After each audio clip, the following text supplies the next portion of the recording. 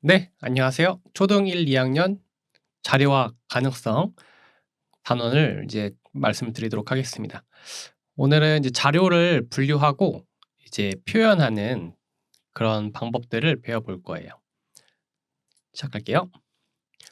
자료의 분류와 표현. 그래가지고 여러 가지 사물들을 우리가 이제 어떤 기준을 가지고 개수를 세어보는, 지금까지는 사과면 사과 하나, 뭐 센티미터면 센티미터 이렇게 똑같은 것들을 세웠잖아요.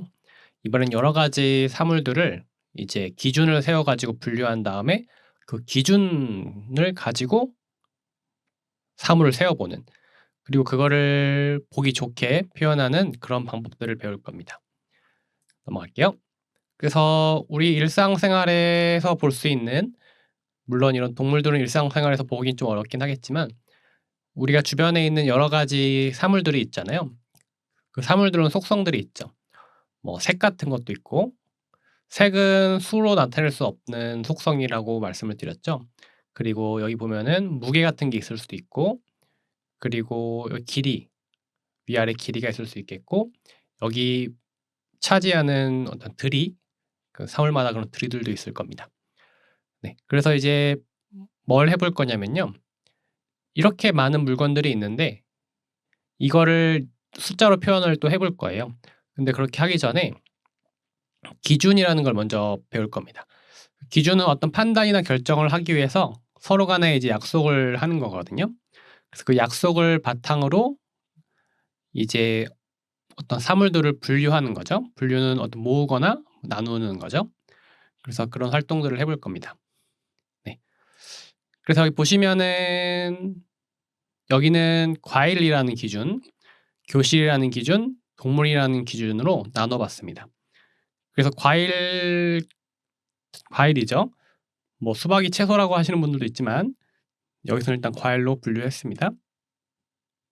그 요거는 교실에서 볼 수 있는 학용품 같은 것들을 이쪽으로 분류했고, 그리고 동물이라는 기준으로 또 분류를 했습니다. 이렇게 분류만 해 놔도 뭐 어떤 물건들이 있는지 딱 감이 오시죠? 그래서 보시면은 그래서 기준별로 개수를 세는 거예요. 그래서 생긴 건 다르지만 과일이라는 기준으로는 다 똑같죠? 네. 그래서 과일이 몇 개예요? 하나, 둘, 셋, 넷, 다섯, 여섯, 일곱, 여덟 이렇게 세는 겁니다. 오랜만에 세게 하죠? 그리고 교실은 몇 개예요? 하나, 둘, 셋, 넷, 다섯, 여섯, 일곱, 여덟.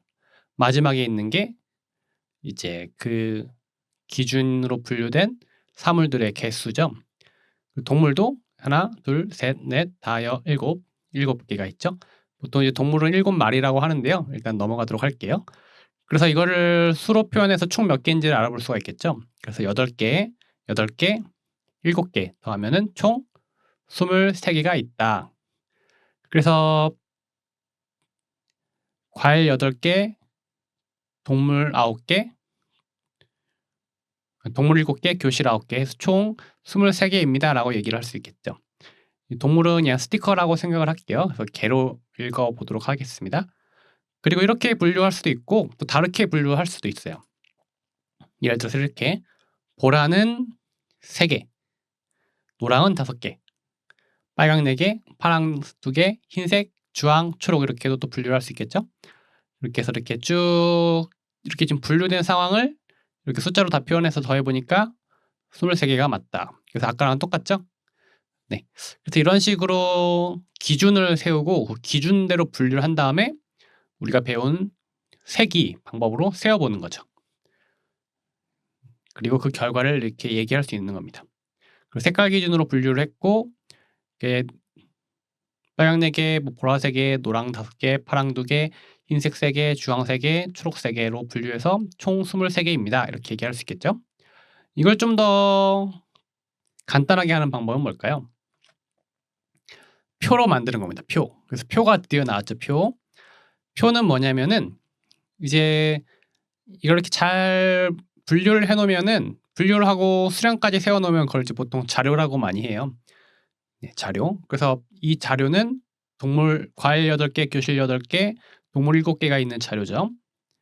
그리고 같은 자료지만 분류하는 방식에 따라서 다른 자료가 될 수 있죠. 그래서 이거를 이렇게 표로 정리를 하는 거예요. 표. 자료를 칸에 나누어 가지고 보기 쉽게 정리를 한 거죠. 그래서 이 그림을 안 보더라도 이렇게 숫자를 활용해 가지고 표를 만들어 놓으면은 보기가 더 편합니다. 네. 그리고 표보다 더 좋은 방법이 하나가 있는데요. 그게 뭐냐면 짜잔. 그래프입니다. 그래프. 그래서 이 자료의 개수를 세어 놨잖아요. 그거를 이제 그림으로 표현을 하는 거예요. 그래서 여기 보시면은 과일 8개를 이렇게 위로 똑바로 세우는 거죠. 그 우리 개수 셀 때 수직선을 이렇게 한 줄로 쭉 놨을 때 세기가 더 편했죠. 그래서 이것도 이렇게 위로 이렇게 되는 겁니다. 그래서 23개. 색깔별로 분류한 자료에서는 이렇게 볼 수 있겠죠. 네. 그래서 이렇게 어떤 자료의 개수를 그림으로 이렇게 표현한 거를 우리는 그래프라고 합니다. 그래프. 중요하죠, 그래프. 조금 더 간단하게 그림을 다 하나하나 그릴 수가 없잖아요. 그래서 이렇게 표로 나타낼 수 있는데 이 표를 이렇게 과일은 동그라미, 교실, 동물 이렇게 그래서 빨강, 보라, 노랑, 파랑, 흰색, 주황, 초록 이거를 이렇게 특정한 상징물, 기호로 이렇게 나타내는 방법도 있습니다. 이렇게 나타내면은 뭐가 좋죠? 어떤 것이 가장 많은지 바로 보이죠? 딱 봤을 때 이게 제일 많네요. 그다음 많은 건 이거고 이것들은 비슷하네요. 네. 그래서 이 자료를 그래프로 나타내면은 어떤 것이 가장 많은지 어떤 것이 적은지 한눈에 알아볼 수가 있습니다. 네. 그래서 오늘도 여기까지 이제 끝났고요. 자료와 가능성. 그래서 이 자료를 잘 분류를 해야 나중에 미래를 예측하는 데 도움이 된답니다. 그래서 수를 쭉 배웠고 여태까지 네 자릿수, 덧셈, 뺄셈, 곱셈, 규칙, 다양한 도형들 그리고 분류, 어떤 기준을 가지고 이제 분류해 가지고 그림으로 표현하는 것까지 그 2학년 2년 동안 배우는 내용을 우리가 11강의에 걸쳐서 배웠습니다. 그래서 다음 3학년, 4학년부터는 또 새로운 수와 새로운 연산으로 찾아뵙도록 하겠습니다. 그래서 여기 이제 세종 클래스 들어가 볼 텐데요. 이제 3개 남았는데 이거 마저 체크하도록 하겠습니다. 짠, 짠, 짠, 와. 뭐 축하 표시가 나오네요. 그리고 여기도 체크를 하면 와, 완강하였습니다. 네, 저도 감회가 새로운데요. 여기 보시면은 또 파란색 버튼 누르시면은 이 자료와 분류 표현 나오고요.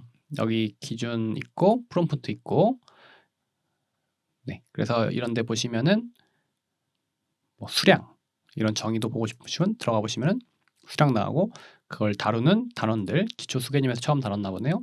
이렇게 볼 수도 있고 근데 검색해서 또 수량 이 검색을 하면은 또 나오겠죠. 이렇게 네, 자료와 분류와 표현에서도 사용을 했고요. 그래서 이거 개념들 1, 2학년들 거 다시 한번 쭉 보시고 우리 3, 4학년 때 다시 만나면 좋을 것 같네요. 네, 3, 4학년도 열심히 준비하고 있으니까요. 3, 4학년 때 뵙도록 하겠습니다. 감사합니다.